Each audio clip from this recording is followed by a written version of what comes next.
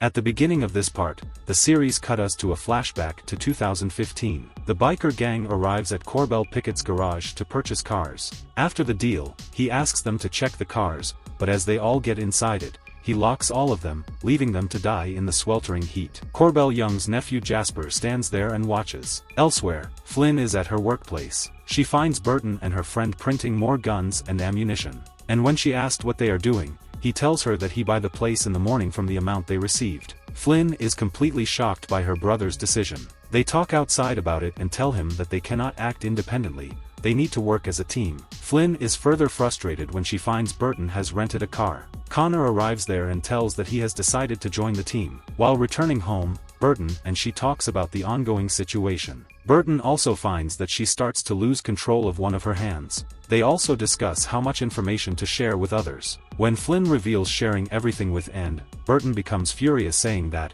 she is the wife of Jasper, and Jasper's uncle is Corbell Pickett. In the future London, Wilf and Lev talk about some event related to their past where Lev blames Wilf for the death of several people. Furthermore, Lev adds there is no shame in it, instead he should embrace it. Near them, there is Flynne's peripheral kept inside a box. In the meantime, Flynne logs in her peripheral and informs the entire story of what happened to Aelita. As they further discuss, Wilf reveals Mario Raphael used to work as an assistant manager at Research Institute. Furthermore, they inform her that Corbell Pickett has been hired to kill them. A short time late, Wilf is sitting in his car outside his house. Then we see a flashback where Wilf and Aelita were adopted by their parents. Little Aelita refuses to go without Wilf, so their parents adopted both of them. At present, Wilf finally steps inside his house. He hears Aelita singing, but when he approaches her, he finds a robot singing in her voice. His mother is mad at both of them for not attending their father's funeral. He asks about Aelita with her. She says, when she asked her where she stays, Aelita replies her saying, she stays where snow last fell in London. After exiting the sim, Burton and Flynne talk about Corbell and his mission to kill them. Burton simply wants to kill him before Corbell kills them, to which Flynne disagrees. Burton asks her to find another way, otherwise they are going to act on his plan. To find a solution, she again logs in. She is there with Wilf trying to retrace Flynne's step from that night during the party at Buckingham. Flynne vividly remembers things from that night, so they decide to take a walk hoping anything can give her some clicks. Wilf also integrates with each other. Both now can feel each other. Flynne feels like she is part of Wilf, and even can feel a hangover from him and vice versa. All the while, Burton walks to Corbell and tells him that he is aware of Corbell's mission to kill him and his sister. He gives Corbell two options. First is he pays Corbell 200 grand every week to leave them alone. Corbell wants to know about the second option and inquires about it. Burton says about motion control that they used in the Marine Corps, which connects him and his friends. After they get connects, they all act as one big organism, and further add that once he almost killed a guy who had some problem with one of his sergeants in his group. Despite the threat from his story, Corbell is not afraid and instead boasts about himself, saying how he cleans the town and makes the town livable. This clearly indicates that up to this point, he is still going to take the mission. Burton then points to the glass Corbell is holding. A bullet shatters the glass. Now due to this, Corbell agrees to take the first offer and both shake hands, while Tommy is completely astounded watching all of this. Back inside the sim, Flynne wonders and asks Wilf why Aelita called her Polt. Wilf says it's an abbreviation for a poltergeist. Generally, they use it for people from completely different time periods. Soon they notice a robot following them, and Wilf quickly finds that Flynne's peripheral is not registered for this visit. So Wilf comes to rescue her from the police robot. Wilf comes up with an imaginary story that Flynne is from Canada. And to avoid interrogation and questions about her visa, he then confesses being in love with her. Both kisses. Though the kisses is inside the sim, she can feel it. She exits the sim. Somewhere else in future London, Charisse Noland pays a visit to Grace Hoggart to find out more about Aelita. After finding Aelita and Grace were childhood friends. Two women sit down where Charisse serves tea to her, and tells her the importance of research work on the stub. Next, she inquires about Aelita. Grace confesses that she was responsible for introducing Aelita to the stub research department. Soon the bees start to swarm around the glass enclosure. Then Charisse discloses that she put a substance in her tea, and after she begins to sweat, it mimics a pheromone that is the same as released by hornets. Grace is sorry and pled to forgive her for introducing Aelita to the research department, but she opens the door and bees attack her to death. Back in town, after collecting the money from Burton, he goes to hand it over to his uncle, Corbell. Corbell gives him one bundle, and in return, he he asks him to keep eye on Burton and the person who pays him all this money. Once again Flynne logs in. Wilf tells her about Alita's clue that he got from his mother. Flynne thinks Snow could be a person. Wilf then connects the riddles from Alita and finds that Snow is Jon Snow, one of the inspirational heroes she embraces. They head to Alita's apartment. The whole place is a mess. After matching the time with the clock there and stuck time from Flynne's clock, the door opens. They find the surgery room where Flynne's eyes were replaced. Soon, Flynne finds a white model of her house, including Burton and his friends. After collecting Alita's tracker they are about to leave, and there is a blast on the door. There is Daniel and a robot from the Research Institute. The robot attacks Wilf while Daniel uses the sonic gun on her which affects Flynn's internal body organs, but doesn't leave any physical mark on the outer body. Shortly they manage to overtake them. Flynne uses the same sonic gun on Daniel who reveals that Flynne has got something from Charisse, that's why Charisse is after her. Charisse happens to see all this from the robot. She remotely controls the robot and makes an attack on Daniel, and kills him before he could reveal more information. Moving on, the series cut us in 2075, in completely shattered and devastated London. Young Wilf and Alita are homeless kids living on a bus. They don't have food to eat, so one of the bigger children sends Wilf to bring the food for them. Alita warns him saying, if he goes there, she might not see him again as they will take him along with them. Wilf doesn't listen to him and heads to bring the food. When he throws a stone, it turns out that it is just a setup.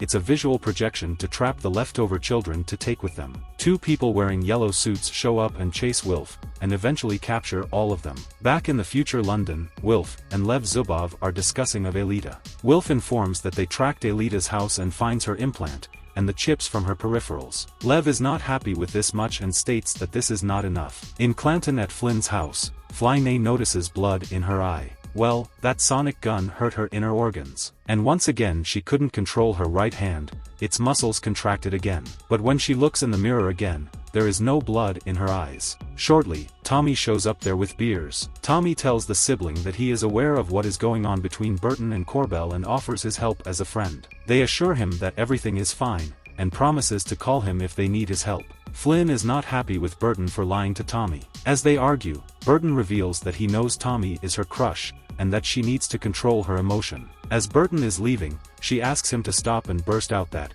she was the one who held everything together during their father died, and looked after their mother while he was away in the Navy during the war. Thinking of Tommy as a crush helped her to grow stronger. But as she grew more anxious and frustrated, bruise formed in her left eye and she got into a seizure, thanks to the sim and the sonic gun. Burton takes her to the hospital and also informs her that DD, a doctor, is Tommy's fiancée and she needs to stay cool inside. After running several tests, she says Flynne is healthy, but as she had a tonic-clonic seizure, she still needs to run several tests, and until that, she needs to stay away from that headset. Later that night, in his trailer, Burton discusses the thing going on with Flynne and Burton wants them to go instead of her and smack those who are hurting Flynne. However, as they all are connected, if anything goes wrong with any of them, then the situation becomes out of control. Connor seems interested in Burton's idea of leaving the body here and entering the future through the peripheral. Meanwhile, in future London, Charisse Nolan visits Lev and says he has stolen something from her. When he pretends to be ignorant, she explains the structure of their world and its three major forces, the Klept oligarchy, which Lev is a member, and how it can use violent behavior to bring order after the jackpot, the Met Police for guaranteeing the Klept don't go too far, and the Research Institute for its technical expertise. She highlights the importance of these three pillars for existence of their future society. She also urges that these three pillars need to work together and believes that none of these should cross their respective line. As they talk more, she gives an example of Yuri Samsonova, who crossed the line and suffered a painful end. Obviously, she is threatening Lev to stay in line by refereeing Yuri and leaves from there. Back in Clanton, Connor logs into the peripheral of Flynne. He doesn't recognize Ash and jumps out of the window, and attempts to escape. Ash finds that one of Burton's friends is inside Flynne's peripheral, and cut the connection. Meanwhile, Flynne logs in again. She is watching her with her father and brother. Wilf shows up and tells her about Connor's action. Shortly Flynne informs him that she researched Lev Zubov and discovered his connection with the mafia. Lev's whole family was tortured and murdered. Wilf doesn't believe her and says there is no connection. Before leaving,